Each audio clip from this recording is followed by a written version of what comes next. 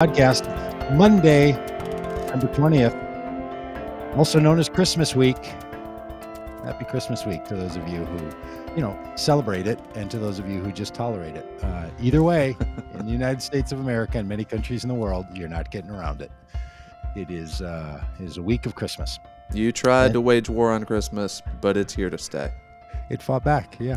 Did you see that headline, by the way, Dan, out of South Bend, Indiana? Doug Badger from Minneapolis, Minnesota. I'd love to know where you're all from in the comments. Please let us know. Did you see that little sassy headline that said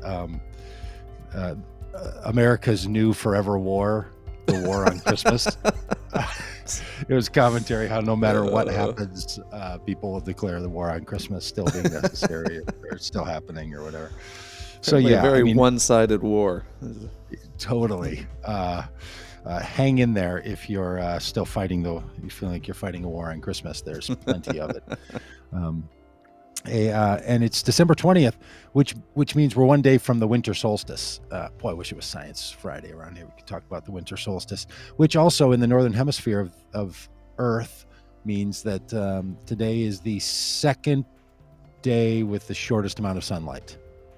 And then tomorrow, shortest day of sunlight, shortest amount of sunlight, and then it brightens up from here on out. So those of us who live way up here, as you do in Indiana, as I do in Minneapolis, we are way up north. I mean, those poor friends in Canada, holy moly. It's been dark up there for, since the sun comes up about 11:30 a.m. and goes down about 2.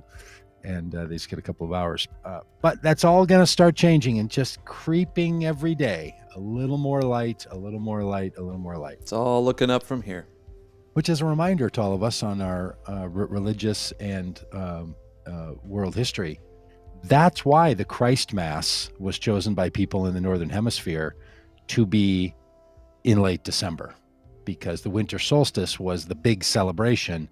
And a few days after that celebration, the religious people wanted to follow up with a special Mass, the Christ Mass, which became Christmas. So it was Doug, are you trying to tell me Jesus was not born in December? I'm trying to tell you it had absolutely nothing to do with Jesus's birthday. And the one thing Christmas is not, as good as it is, as meaningful as it is, as important as it is for all of theology and life beckoning goodness, it's not Jesus's birthday. There's no birthday cakes. That's not the declaration. Here we go. I could say this for Wednesday, but the declaration of Jesus as the Christ, the beloved Son of God's manifest, the fullness of God dwelling with humanity, is not about a guy's birthday. That's what President's Days are for, and I don't know, maybe Columbus Day. It's just not what Christmas is. Christmas is telling a wider story of the lighting of the entire human race by the divinity of God dwelling in all people. So I should stop singing Happy Birthday to Jesus. Yes, please just stop singing Happy Birthday. And yeah, okay, am I taking out a conversation that I should be having with my wife because last night she said something about, in our little pre-family Christmas birthday? Maybe. I'll leave that to next week. All right. So anyway, happy Christmas week, everyone. And if you're having a birthday this week, as Anthony Fauci is on Christmas Eve, if you really need to say happy birthday on around Christmas, say happy birthday to Anthony Fauci. There you go. It's his 81st birthday on Christmas Eve. I mean, this guy thought he was done long ago. He's thinking, I am going to live my 80s and freedom. He's looking great for 81. He is sharp. He's the kind of guy that's going to live to be 108. I'm telling you, that guy and his thing. One of the things that, we have so much news to get to. By the way, it's news day here on Monday. We like to talk about news, and there's so much to get to. But, one of the things they say about people who tend to live a long time, like after 100 years old, and 106, 108, they tend to have smaller bodies. They, he's one of those. He's got that perfectly sized body for that little heart to just keep a pumping if other things stay away. All right. Well, Dan, this sort of does caveat into, I want to do a little editorial here before we talk about some of the news. Today's news topics are going to include COVID, the Omicron variant, the Manhattan DA, border wall sitting in ruins, the finally maybe Manchin being honest about his intentions, the trial of the killing of Dante Wright by Kim Potter, and what goes on with that, and this little bit of good news that we'll get to at the end. So if we can get to all that in our beautiful hour here We will. But I want to do a little editorial first because I was struck by something listening to some political and cultural news this week. So, a little story. Back in the 1980s, I was new into Christianity and also was had a lot of gay people in my life. I grew up in an apartment complex that my parents managed, and it was the kind of place where my parents made sure that outsiders and cast-offs could have a place to rent. So I grew up in an apartment complex that was unusual in Golden Valley, Minnesota, first ring suburb of Minneapolis, in the 1970s. That was full of people who couldn't fit into the rest of society, and a big group of those people were gay men. So a number of gay men that lived in our apartment complex, and so that was just sort of a known thing to me. And Minneapolis was a very gay centric city back in the 1970s, 1980s. Clubs and magazines. It's kind of a cultural center of some work. A lot of it coming out of the University of Minnesota and women's studies program. Okay, so all this. So that's the context I'm in. I become a Christian in the early 1980s as a high school kid, and I'm sort of in between both worlds. And somewhere in the late 1980s, uh, on the same within a day of each other, I had picked up two different local little subculture newspapers. One of them was called the Minnesota Christian Chronicle. It was a Christian newspaper. It was probably at the Christian bookstore. And the other one was a gay magazine, I think maybe called the Gay Times. And the cover story on each of those, they were a weekly publication. The cover story in each of those in that given week was how the other subgroup, so in the Christian newspaper, it said something like gay community has control of our culture and society, right? The small subset is really running the show. And on the gay newspaper, it says Christian fundamentalists are really running the show in the country, right? And it struck me that there were a couple of things going on here. Both groups felt like they were small and vulnerable and a minority, and that they were vulnerable. And they felt that there was an opposition group targeting them directly, which was actually true as by the headlines. And they put the story out that it was the other side that really was the ones that were controlling the scenario. So there's something interesting that goes on inside of sub communities, all kinds of them, no matter what, whether they're religious or identity based or activity based or something. You rarely in a sub community talk about yourself as having dominant control. You don't talk about yourself like, hey, we're the norm, we're the everybody, we're the, we're the majority. That doesn't fund, that doesn't drive, that doesn't impassion a group of people that feel like, that they're on the outcast. So I've watched this over time and tried to start a church and be involved in religious worlds that bridged both of those gaps, that said there's a false divide between the gay community, the alternative communities of all varieties, and the Christian community. And actually, these are communities that should join together for common purpose and stop treating each other as villains and enemies and start working together toward a common humanity of human flourishing. Right? That's been sort of my life's work. But I've never forgotten this sense that both sides had created a narrative and then had a cast of characters and were narrating a story that the other side was really the problem that we needed to fear. Classic scapegoatism, right? So if you study, any of this stuff on how societies organize themselves to take on a common enemy, this stuff is just there. So I was on a walk this morning and I was thinking about all the stuff we're going to cover in the news topic today. And it kind of struck me that in the political spaces, there's these two mirror images that have that have come into being in the last 5 or 6 years.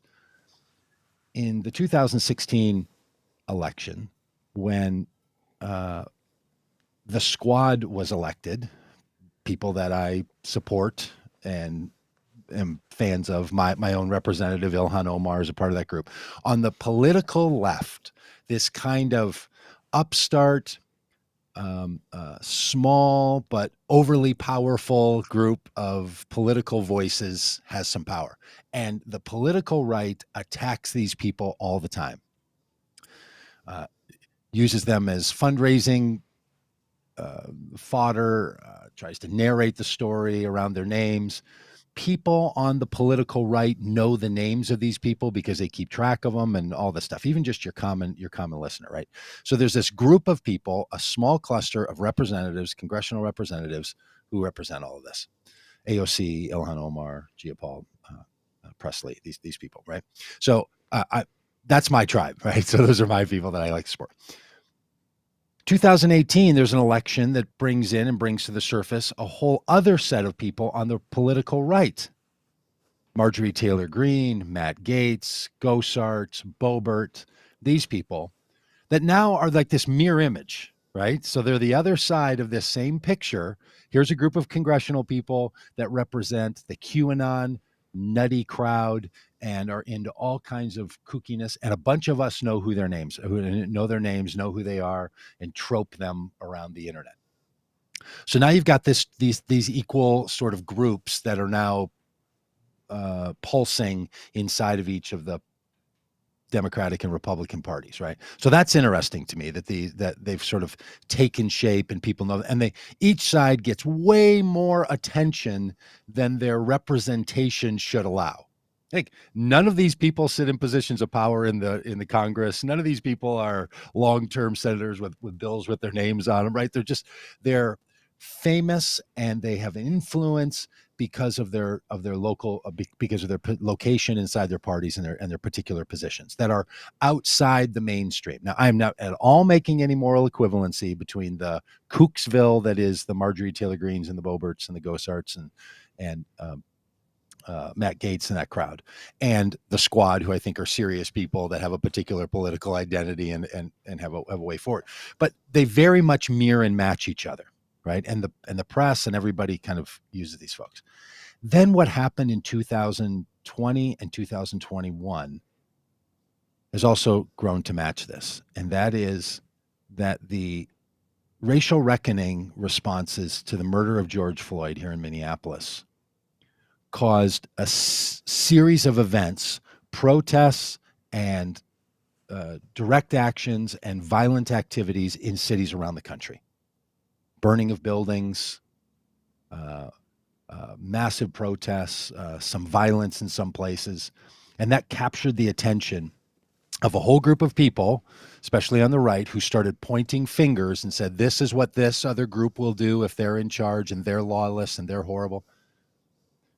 Fast forward to January 6th, and now that QAnon Kooksville crowd with Gosart and Marjorie Taylor Greene, they end up with their own events of violence and protest and marches and physical attacking, this time of the U.S. Capitol rather than of a police station or two and businesses. So one side is attacking the Capitol, and both of these are televised. 99.9% of the people in the United States of America were not in either of those events, didn't see them happen, didn't watch them happen. Even if you live in a city where there was like a George Floyd march, you weren't, most people weren't even in one of those, right? So what's now, and then there's been stories generated around who's the cause and how did this come about, and is this what the future is supposed to be? And because living in Minneapolis, this comes up a lot. I'll tell people other places in the country, or my in-laws yesterday, from South Dakota about living here. And they're like, well, I don't know if it's still dangerous after that guy got killed and everybody started tearing down the city. And is my car going to be safe out here? Right? This story, this is the narrative that's going around. And then people who feel like there's a full-on insurrection that's happening, which I do believe there is a full-on insurrection happening. It strikes me as this is the state of conditions that we find ourselves in the United States, that there's this mirror image that each political side can cast the other with almost identical characters and happenings going on, right? That and blaming that one cultural and political side for all of this. So I just think that's worth noticing and kind of paying attention to for a lot of our political news.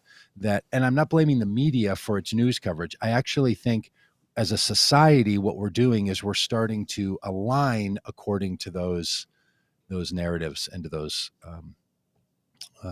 storylines. Those storylines are now becoming the frame by which we're understanding our world. And you have to have a couple of things to have a functional narrative. You have to have a cueing event. Well, first of all, you have to have a group of people that feel disempowered. Then you have to have a cueing event, and you have to have a cast of characters who are your villains and a cast of characters who are your heroes. And that's now come about sort of on both sides. And that's what puts our political system in a particular perilous position right now, is that we're starting to frame those things up in a way that's not unusual. It's like the Civil War is not the only example of this. The civil rights had this going on. A number of the social movements in the 1920s, the hunt for communists in the 1950s, the Iranian hostage crisis in the late 1970s and 1980s, the Central America communist uprisings in the 1980s. Like there's been a bunch of these, and then the kind of internal fighting that's gone on in the 1990s and the 2000s, the moral majority side versus the immoral, humanist side. So all of this has constantly been going on. But I think we are in a particular moment where at the political level is where we have these cast of characters right now, and that sets us in a certain space. Yeah. Yeah. That is my editorial for Great opening rant. Yeah. All right. So any comments there, Dan, before we jump into the Civil War talk that's popping up in the... I think, like you mentioned, there's really no false equivalency here, though. As one side is fighting for things like healthcare and, preventing disastrous climate change, and one side is like wanting more people to be free to get COVID. Like it seems like two very different goals. What you think about, the two teams, I guess. But it really does seem like very different goals. One is the flourishing of everybody in society, and one is the protection of individual freedoms at the cost of the common good. Yeah, look, you're exactly right. The quality of the arguments, the content of the arguments, the outcomes of the arguments are real. They're profound. The arguments have real consequence to humankind, and I think we should be on one side, not the other. Yeah. But the frame is nearly identical. Yeah. And the tactic is nearly identical. Mm-hmm. I have spent a lot of time in the Christian world trying to from the Christian world, trying to argue that the gospel teaching of Jesus and then the early followers of Jesus tried to say the only way you get out of this binary is to have another narrative. Mm-hmm. That's what Jesus suggests, is a narrative of love your enemy, love your neighbor, love God, do good to those who even harm you, and care about all. And that it's the kingdom of God and not the kingdom of one side or the kingdom of the other side that we should constantly find ourselves pitting our battle in. Mm-hmm. So, and I do actually believe that that's true. And we have to be careful not to get pulled in only to one side of the primary narrative fight that's going on without somehow saying, well, the other side has a point too. Well, of course, look, nobody is right all the time, and very few people are wrong all the time. So everybody's got a point. Yes, granted. And everybody, needs to, sort of have their eyes open. But there's a kind of way forward for humanity that I think is taught in all the faith traditions, but I particularly know the Christian faith tradition, that argues there's a way of humanity, there's a way of love that humanity should follow. And that's the one that we should be on. And it then should be the standard by which every other part of our endeavors are checked or compared to or returned to making sure that that's how we're actually moving forward. And we're not going to get anywhere simply by fighting the same old battles. Yeah. So in our political language, we use the language, the common good, as a thing that we should be calling for and pursuing. Mm-hmm. And I wish that I could say, look, dead bang simple. Democrats all the time are for the common good. Republicans are resisting it. That's I just don't think an honest person could say that. I think on par for sure in this moment, we should not allow Republicans to have control of our federal government's levers of power at all because they've shown themselves to be unworthy of such responsibility.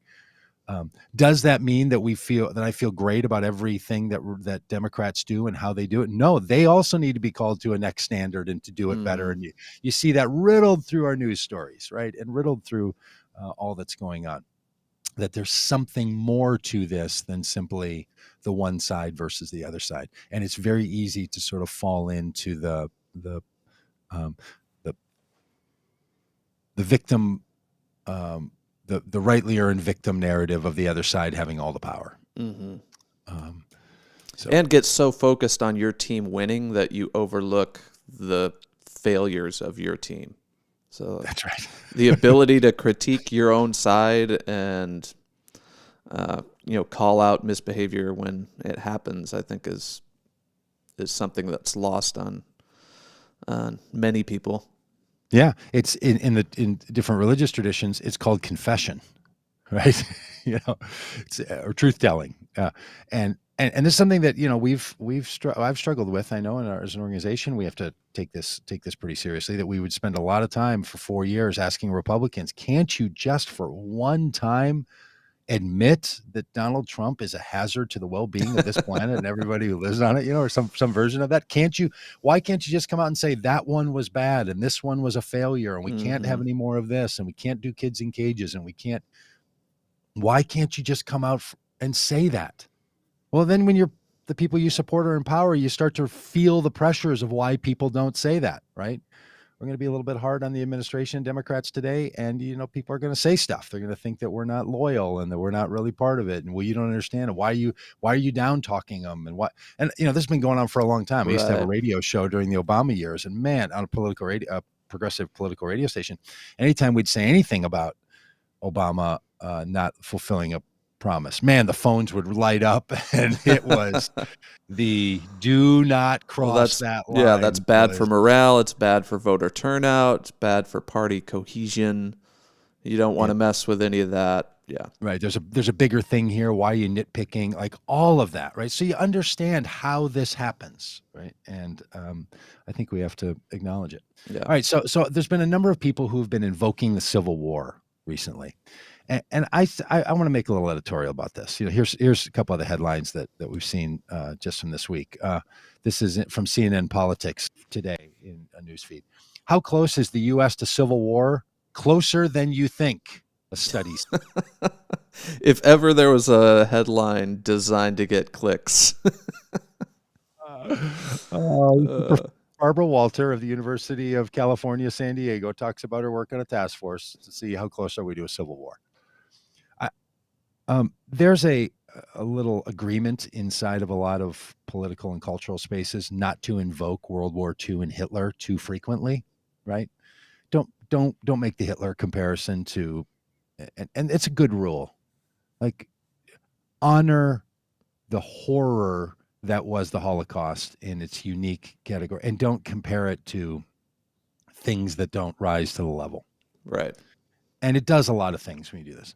I would like to suggest we do the same with the Civil War. Look, we're in a really hard place in the United States right now, no doubt about it. Families are divided. Trumpism, QAnonism, this kind of don't care about your neighbor-ism as a badge of honor. This little fringy don't tread on me thing that has become, things that middle-aged elderly men in pancake houses are wearing on their hats in Minnesota. Like, what in the world, right? So we're in a place, granted. We're nowhere close to a civil war. Killed hundreds of thousands of people, nearly ripped the country apart, and it was unclear if we were going to make it. We're not having states secede from the Union and take up armed conflict against other states and brothers killing brothers. We're not trying to free human slaves from entrapment because states in our union won't change their state laws. That is not what's going on. And like in war language, in the 1980s, they often would call it the Cold War, meaning that it was a war, but it wasn't really heated up. The Cold War between the U.S. and Russia and the Soviet Yeah, Union. no one's physically shooting at each other. Yeah, so it hasn't turned up the heat, hasn't gone out. It's still, the reactor isn't boiling. Okay, maybe if you want to use, a qualifier and call it a cold civil war, but look, we are nowhere close to that. We're never going to have another civil war in this country. The structures of our country and society will prevent it. The way that we do commerce, the way that we do politics, the way that people move freely through the states, it's not the 1860s. We're not 100 years into a democratic expression in a period of time when information was communicated the way information. None of the conditions are in place that the United States is going to have a civil war. And by invoking civil war language, it actually causes us to not have to take care of the stuff that I was trying to describe earlier about really decoding the messages that are being set up to increase the conflict.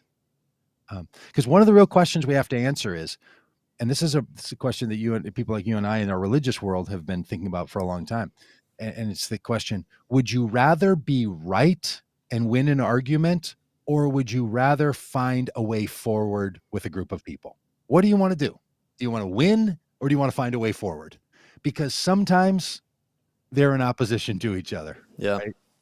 And we are in those moments. And I am not at all saying go soft on people. I think the only way you find a way forward is to be honest about the past and tell the truth and overcome it. And the truth really does set you free. That is an adage of truism. That is not just a religious teaching. And yes, we have to do that, full stop. But the point is not always winning. So if you want to talk about this Manchin business and the Build Back Better nightmare that has now gone on, what Democrats need to do now is we all need to come together and say, all right, let's figure out a way to make all the things that were in the Build Back Better bill into smaller bits and bites so that each of these separate bills can pass. And rather than one bill that deals with childcare and healthcare and student debt and the climate and one big, massive bill, make 5 bills out of it, make a dozen bills out of it and pass each one of them separately, because it doesn't matter how it becomes a law. It just needs to become a law. So the point shouldn't be, did we win?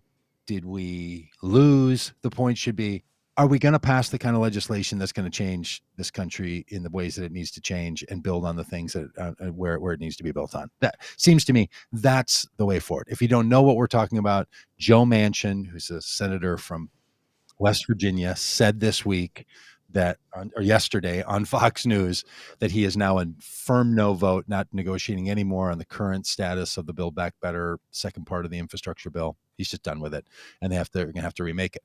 Well, the Wall Street Journal, whom I don't think has a very good ideas most of the time, decent editorial, to the earlier point that you can't be wrong all the time, right? Sort of stop, block, and blind squirrel rationale.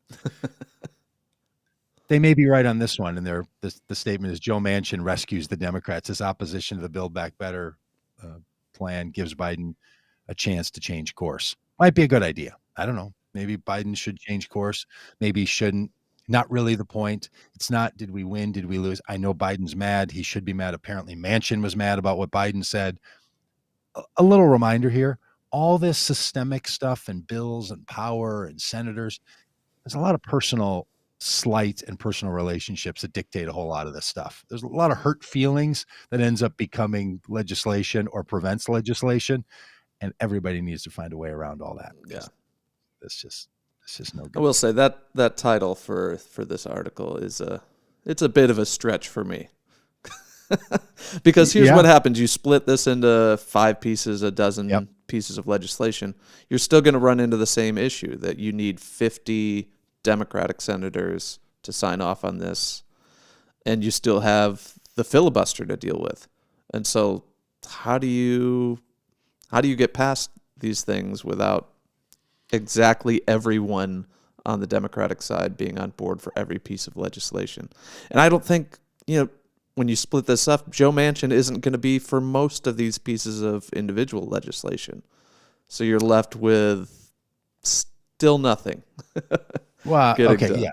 yes, that could be, or it could be that there are certain Republican senators who are for pieces of it, and you're going to bring them over, Yeah, maybe. right? So there's rumors that certain people, Murkowski and Romney and Collins and a few others, are actually really committed to certain part. And when you put them on the spot for certain outcomes, well, it's easy for them to say, "Hey, I didn't like what you were doing on climate, so I wanted to vote for the extension of the child tax credit, or I wanted to vote for the money to go for healthcare workers. I wanted things to change for daycares, but I couldn't because you put a poison pill in there, and I just couldn't." Once you remove all that, and they're now staring down a vote where their own constituencies have to say, "And you didn't vote to extend the child tax credit?" And you don't have any excuse for not supporting the child's tax credit other than you didn't support it, that changes the equation. Okay, so that's the thinking, and that always was the thinking, and there were reasons that the political gurus considered breaking it all up into little bits and pieces, passing them separately, or putting them together into a big bill. And they, for a lot of reasons that were, I think, really good reasons, they wanted it to be in a big bill to do certain things, to have certain outcomes and certain messaging. Well, that looks like that's now not going to happen. So you go to the next one, right? You get the thing done. And this is going to be the moment. And I don't necessarily agree with the point made by the Wall Street Journal editorial page, but this is the moment where Joe Biden can say, but look, making laws in this country is really hard, especially when you don't have a lot of power by a majority. You have the slimmest of, equal settings. So here's how we're going to do it. Here's how we're going to make this legislation happen anyway. And he's going to show, could show, should show. We've got a real should show going. Hey, I think we just coined a phrase. Let's turn the shit show into a should show. They should show people how this gets done. Now you move forward and you do it another way, and you pull in other. I mean, Joe Biden prided himself on saying, "I can bring Republicans together on this stuff." They were there on parts of the hard infrastructure bill, which this whole hard and soft infrastructure thing, unbelievable that they allowed that to be cast that way. On this hard infrastructure bill, they found a way to do it, and or to bring Republicans into it. So you go back to those same people and you say, you know what, we need 55, we need 56, we need 60 votes on this, and I dare you to tell your constituents that you're not voting for this. Like, now pivot this thing and turn it around on some of those same Republicans, those moderate Republicans. You don't need 40 of them. You only need 10 reasonable. And, this is sort of like, Noah, pleading with the Lord. If I can find 10, could we have your blessing? Could I find 10 Republicans, just 10 righteous Republicans who will come along, right? That's what they ought to start doing, and just say, aren't there any? And then say, Romney, are you not one of those? Because he might come over. And the other thing this is so reminiscent of was back in 2018 or 19 when the repeal of Obamacare passed the House. Remember that nightmare? And then it got to the Senate, and late at night, it was John McCain that voted, with the thumbs down. Yeah, the dramatic thumbs down. The promise of Republicans to their base didn't happen because one of their senators at the last minute said no. This is the mirror image thing I'm talking about. It's unbelievable. Now the same thing is happening. Swap out the name, change the bill, and here we are again. And I think it was like this same time of year. I don't know. Somebody should look that up. The thumbs down and the I'm a hard no on Fox News on this. So And what the Trump nonsense did and what the ineffectual Republicans did on that was totally collapsed on all kinds of things and just fell into disorder and could never really recover. They'd already passed the tax bill, and so they were just sort of done, and no decent legislation ever passed. It just turned to judges, which got on the Supreme Court, which will overturn Roe versus Wade. So maybe they won on that front. But the rest of their political agenda just sort of stagnated and didn't go anywhere. That can't happen to the Democrats. Now they need to say, okay, here's how we move forward. Here's what we do, and not spend all their time. The Democrats cannot spend all their time hating on Joe Manchin the way Republicans spent all their time hating on John McCain. That would be terrible. And for those people who are like, well, I sort of, I found some great respect for John McCain when he did that and didn't overturn Obamacare. That's the way current Republicans are talking about Joe Manchin. So this is the tit for tat in this whole little thing. This is how it goes. And we've been down this road before, and it's pretty easy to see where it's going to go. I think the frustrating thing is, even if they get some chunks of this legislation passed, there was an opportunity for massive, substantial change that would impact our climate problem, that would lift families out of poverty, that would help literally rebuild the country, that would benefit everybody that lives here. And instead, we're left with kind of this piecemeal thing where a few good things might get through, but we're passing the buck on climate change. We're passing the buck on bigger systemic changes, and I think that's pretty frustrating. Well, we don't know yet. I mean, okay, so we will fast forward to the future and look back, and Dan will be proven right. But it doesn't have to be.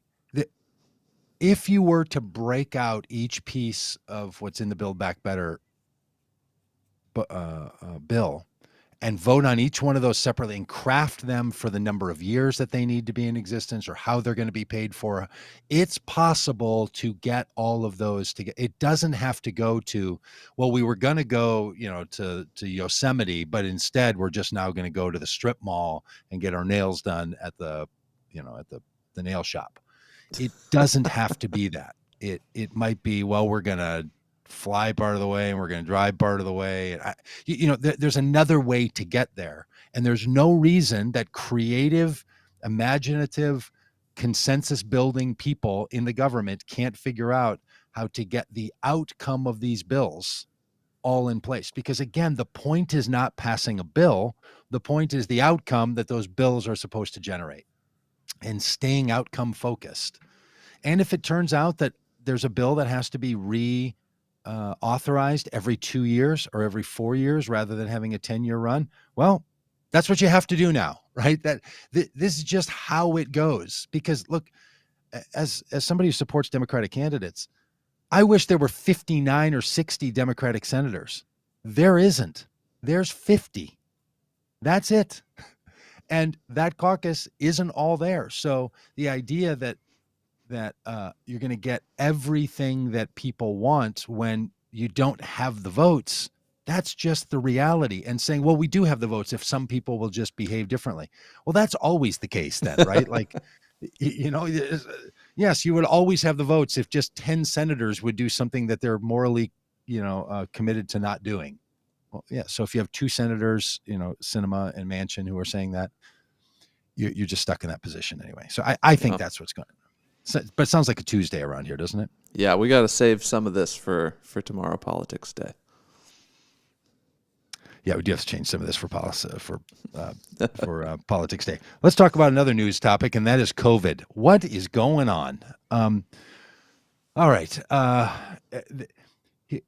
Here's my take on this, Dan. I'm interested in yours. What frustrates me most about where we are in COVID right now is not that a variant came that had changed in ways that the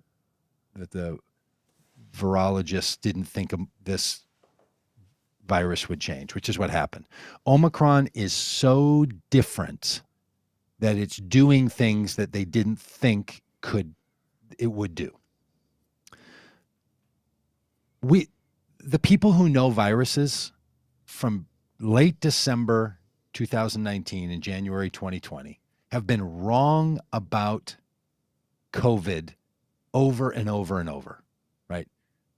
There was this great analysis of the people involved, which is, was Fauci and the people at CDC at the time, and all of them saying, what really caught us in the U.S. was that we were hearing from the Chinese in late December and early January that COVID was being spread by people who had no symptoms. And we did not believe that was possible.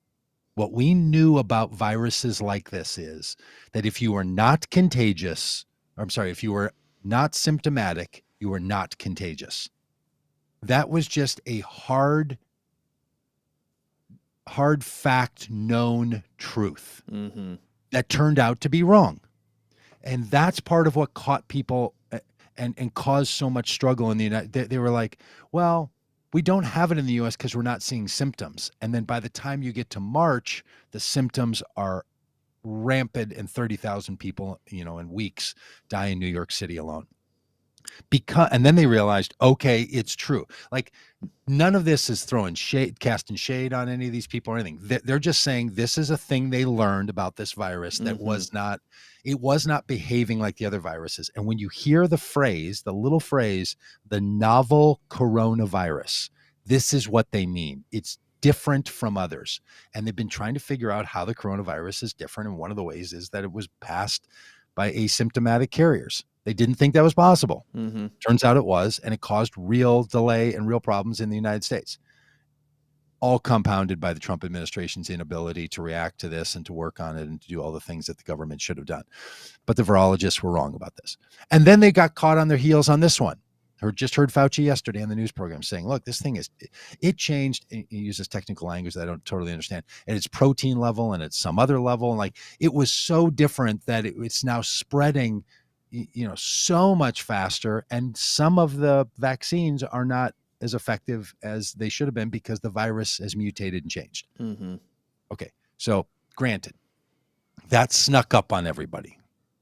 So there's the excuse. There's the reason. Well, I think they were ready for variants, right? Like, they were predicting, like, hey, if we don't get this under control, it's going to mutate and it could get worse. They just didn't think the variants would look like this, is what they're now saying. Yeah.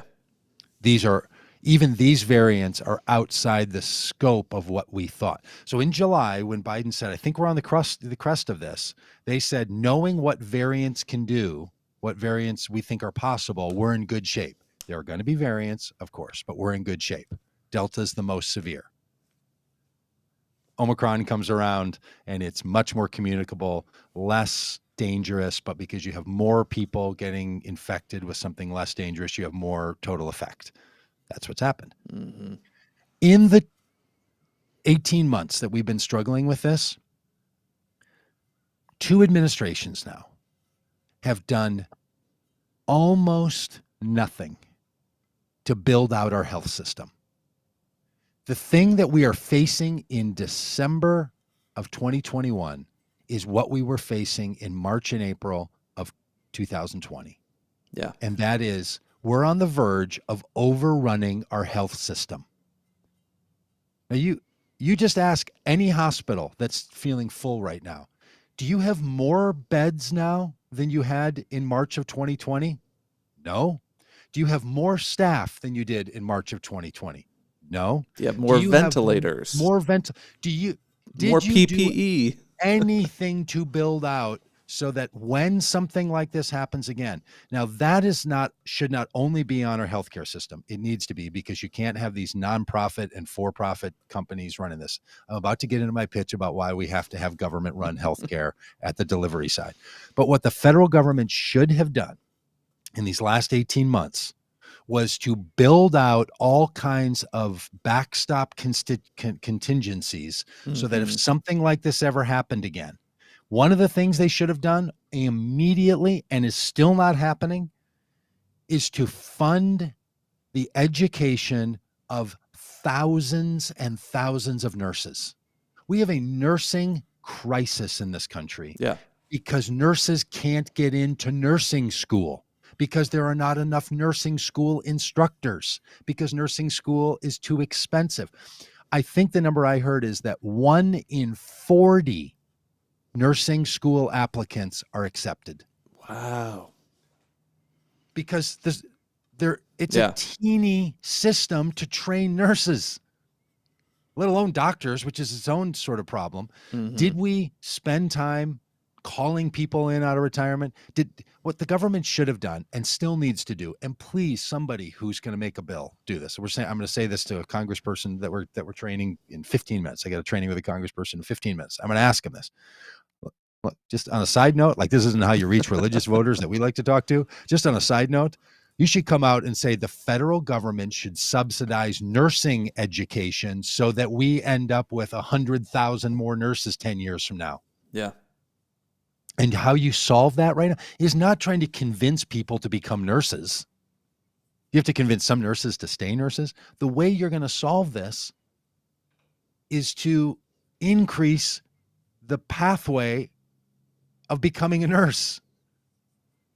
And how are you going to do that? You're going to have to subsidize it. But when we decide that this is a critical national security issue, we should be funding it like it is one of those. Yeah.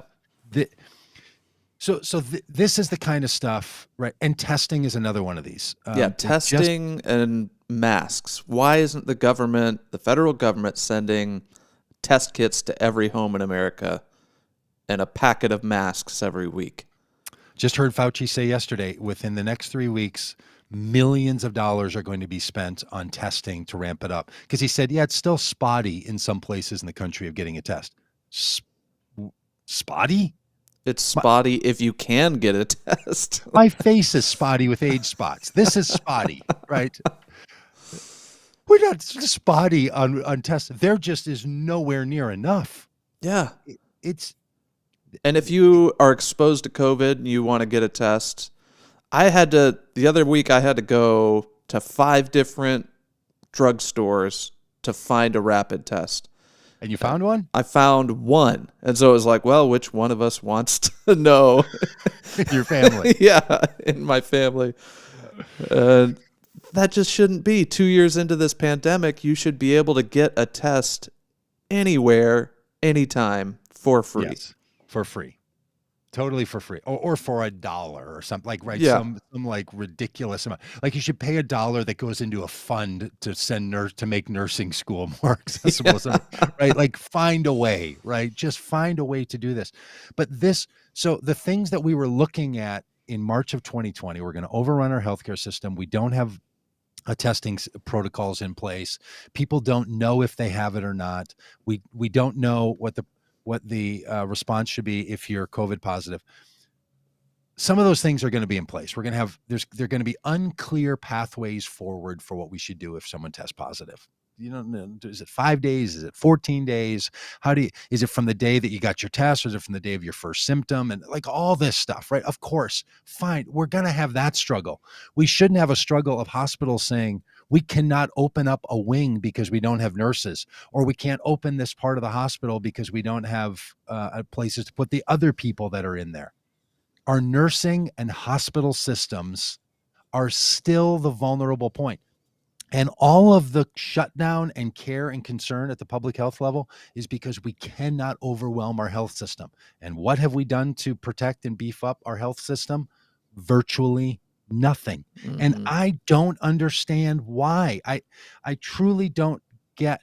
Now, maybe people in the Biden administration are going to say, no, here's what we have done, and I've just missed it. But I'm just telling you, if someone like me has missed it, what you're doing, there's a real problem.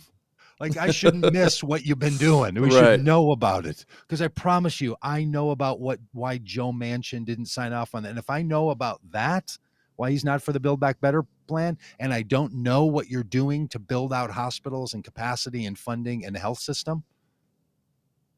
So I think it's not happening at all. Yeah. And there's no outcry about this. Well, there's one guy yelling in his basement. But beyond that, shouting into the void. There's almost nothing going on. Yeah, I don't understand it.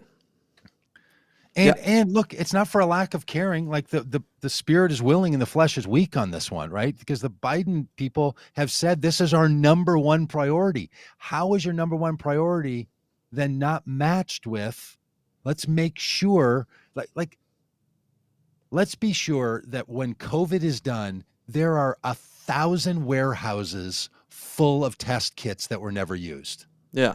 That's where you want to end this, with so much capacity around that you didn't have to use. Mm-hmm. Not with you and me running around. 3 weeks ago, I tried to get a COVID test on a weekend.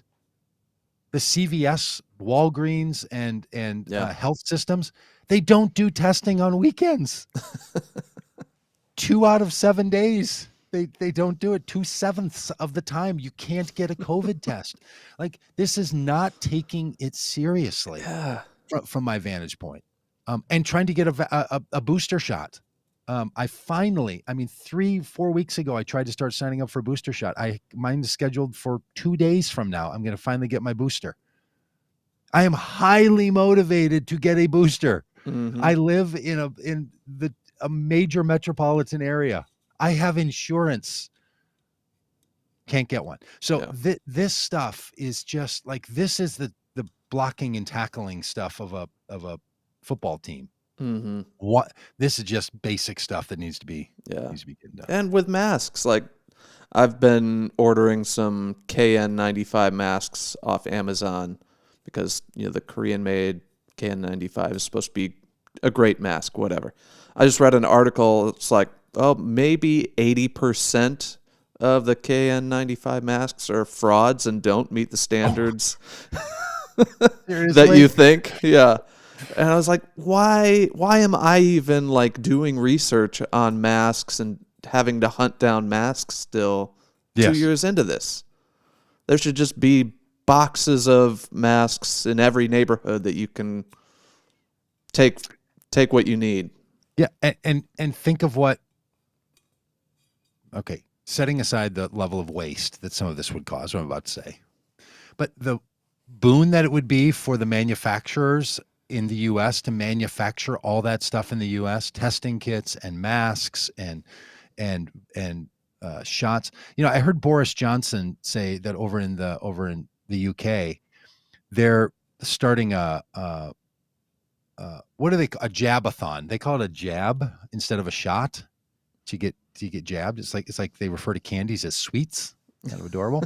A sweet shop instead of a candy shop. Well, they call it a jab, and they're starting a jabathon. And he's like, we're going to have jabathons everywhere you go. We're going to jab you in the park. We're going to jab you at the sporting events. We're going to jab you at the mall. We're going to jab you at work. Like, we're just going to have people out on the streets set up with vaccination booths, and you're all getting jabbed. Like, just be aware. Mm-hmm. I appreciate that the Biden team has said that there's going to be a federal mandate for larger companies that everyone has to be vaccinated. Okay. One way to do this is to mandate. The other way is just to make sure that there's a jabber at every public space, that every library can have one.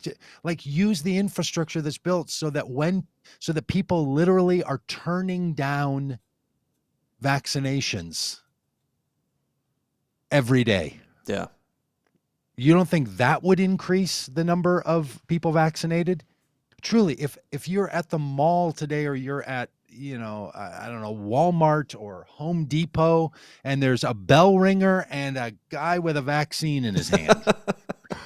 Seriously, like, that how you Yeah, if it were that easy to get it, just remove all the hurdles. Make people say no 7 days a week. Mm-hmm. No, thank you. No, thank you. No, thank you. No, thank you. Instead, there's people like me that are like, please, please, please, can I get a booster? So why are we still in this place? Yeah. Is it because in late spring and early summer, we really thought this was done? So, we proverbially took our foot off the pedal or something. I don't know, but I don't understand this at all. And especially for an administration that I highly admire, saying this is our number one priority. Is this the best we can do? Of course not. And Yeah. so, okay. Yeah. Well, Stephanie has called me out. Why are you shopping on Amazon? Because I'm a raging hypocrite. And Yeah, I shop on Amazon even all the though time. I wish Jeff Bezos was a better human, I'm stuck. I'm stuck in the ecosystem. Look, if we should do a whole show on this. I'm so opinionated about this. It's unbelievable. If you want to disempower Amazon because Jeff Bezos has too much influence, an admirable quality, something somebody should do. You should probably know where Amazon makes its money. It's not off selling things on Amazon. It's Amazon Web Services, AWS. About a week ago, AWS went down. If you tried to use your Alexa for anything, Mm-hmm. if you tried to use your little if you have one of those vacuums that you can say, start my vacuum over your voice. If you wanted to listen to music, if you want to listen to Spotify, if you're on the internet, you're using Amazon Web Services. She's literally talking. If you use any of the things, Google Amazon Web Services, and when you see where their money actually comes from. So I'm not saying you shouldn't try to shut down Jeff Bezos and stop supporting Amazon. But if you're going to do that, don't tell yourself that by not purchasing something from a small vendor who chooses to use Amazon as its delivery service is a righteous act. But you do want to continue to use Amazon Web Services so you have connection to the internet and all the things that you use and all your passwords and all that other stuff, all the fancy things that make your phone work and this work. So I also feel as conflicted about using Spotify though, as an artist myself, getting paid fractions of pennies per stream, while the CEO of Spotify makes literally billions of dollars. It feels gross to participate in, so I get that. sure. Yeah. Look, I'm not saying people shouldn't boycott the parts of the system that they don't like. Totally, you should do that. Absolutely. But don't boycott 1/10 of the system you don't like and use 90% of it and tell yourself, right. This is what I'm getting. I'm Yeah. not getting at all that you shouldn't boycott. And I'm not getting at all that, well, I don't know, where else would I buy stuff? Yeah, you can always buy stuff. You could go buy stuff at Walmart online, or you could go buy stuff at your local shop that's gonna, sell you something online. But then they're using Amazon Web Services, so you didn't get out of the Amazon ecosystem. Yeah. So our solution, if you need to get out of the Amazon ecosystem, and maybe the gateway to that is just stop buying something from that servicer, but you better make sure that whoever else you're using as a servicer to purchase something or to buy or to use entertainment or to have any kind of a connection doesn't actually also connect to Amazon Web Services, because that's where they make their money. Amazon Web Services is what it's always been about.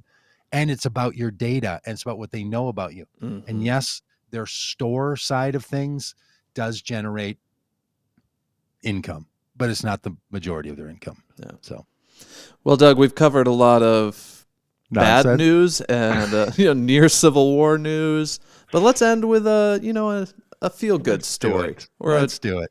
Glass half full feel good story. North Carolina teacher raised $106,000 and spent it all on Costco to ensure students are fed through holiday break. Turquoise Lejeune Parker used all of the funds to buy groceries at Costco to help feed approximately 5,000 students in Durham public schools through the holiday break. So here's a teacher that saw a problem. Kids were going hungry. She had a family reach out and just say, like, hey, over Christmas break, we just don't have enough food. We have nothing in the cupboards. What can we do? And so a few years back, she started this thing of sending home bags of groceries with her students. And this year it turned into over $100,000 raised to feed 5,000 students through the break.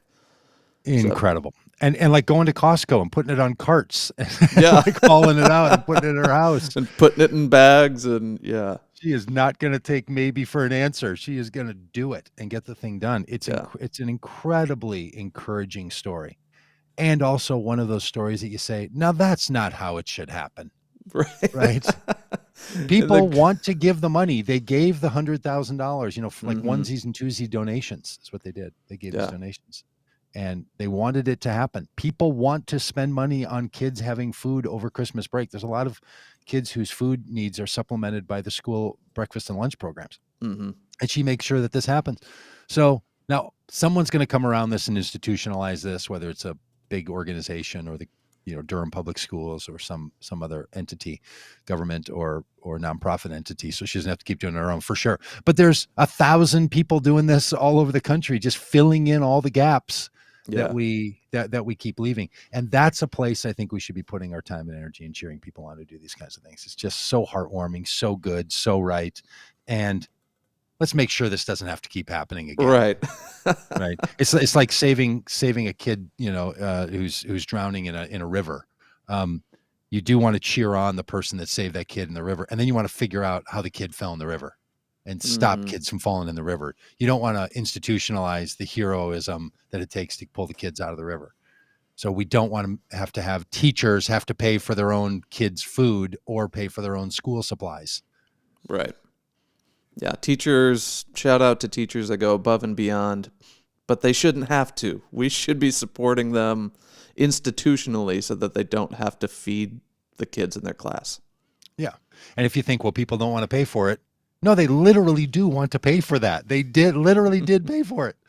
They paid $100,000 in private donations to pay for it. They do want to continue. But they to don't want to be forced to pay for it, Doug. That's probably it. Yeah. Like I want to eat, but I don't want you to force me to eat this meal. When they're kids. All right. Well, Merry Christmas, everyone. Merry Christmas, We started you this thing off filthy by ruining animals. Christmas for people and then tried to save it at the end. All right. Well, hey, we'll see you tomorrow for a little politics day here on the Common Good Podcast. Thanks for being a part of this and happy holidays. Bye, everybody.